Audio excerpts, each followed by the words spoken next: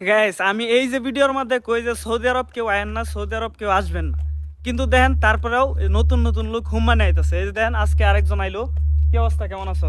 আলহামদুলিল্লাহ ভালো। তোমার দেশের বাড়ি কই? শরীয়তপুর। শরীয়তপুরের মানুষ আসলে। আজকে সারাদিন আমার লগেই ছিল। বুঝলাম যতটুকু বুঝলাম যে মানুষ হিসাবে খুব ভালো, কিন্তু এই ভালো মানুষ সৌদি আরবে করবোটা কি কমছি? সময় তো খুব খারাপ। যেমনে পুলিশে দইরা মইরা পাঠাইতেছে, আমার কথা তো কেউ বিশ্বাস করেন না। তো তুমি কবে আইছো? আসছি 12 তারিখ। 12 তারিখ? আমি আমি আবার কইতেছি কালকে আইছি, তাইলে আরো 2 দিন আগে আইছো। জি আর ওই যে ওই পাশে আরেকজন আছে, আমার ব্রাহ্মণবাড়িয়ার সাদিক। কি অবস্থা, কেমন আছো? আলহামদুলিল্লাহ ভালো আছি। তোমার ভাই সৌদি আরব কতদিন হয়? সৌদি আরবে প্রায় 6 বছর প্লাস।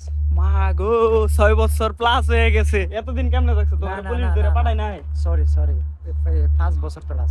5 বছর প্লাস তোমার কি পুলিশ ধরে পাঠায় নাই?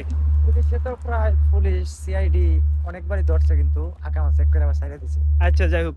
এখন আমি একটা কথা কইতেছি, তুমি যেহেতু 5 বছর 6 বছর আগে আইছো, তখনকার সময়টা কিন্তু খুব ভালো ছিল।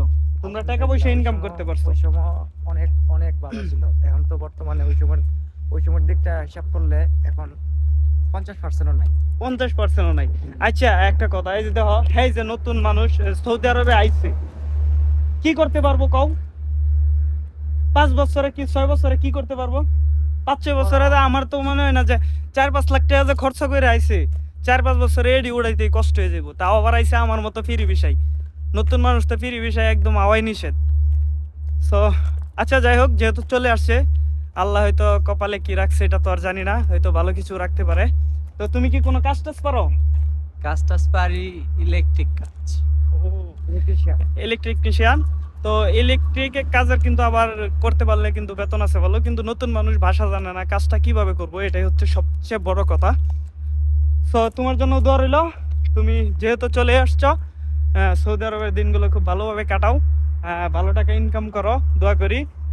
ফ্যামিলির স্বপ্নগুলো পূরণ করো, এমনকি নিজের স্বপ্নগুলো পূরণ করো।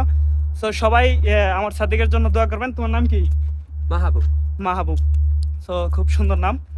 আর সাদিক, তুমি দেশে যাইতেছো কবে? তুমি তো এখনো বিয়া শাদী করো না, বিয়াটা কবে করবা? আসলে সত্য কথা বলতে নিজের ইচ্ছা তো আইসি বিদেশে। এখন নিজের ইচ্ছা তো আর বলতে পারতেছি না কবে যাবো। ইনশাল্লাহ আল্লাহ যদি ফাটা দেশে যাবো। এই দেখেন, টাকাও খরচ করবেন 5 লাখ, আইবেনও নিজের ইচ্ছাই, কিন্তু কখন যাইবেন এটা মানে নিজের ইচ্ছায় যাইতে পারতেন না। আসলে প্রবাসটি হচ্ছে এরকম, অনেক কষ্ট। একবার যদি কেউ ভুল করে ঢুকে যা, এই জালখানায় যে ভুল করে ঢুকছে একবার, ওই মানে ভুল করে বাইরে হতে পারতো না। এটা একদম সত্য কথা। আবার যদি ভুল করে যদি বাইরেও পড়ে,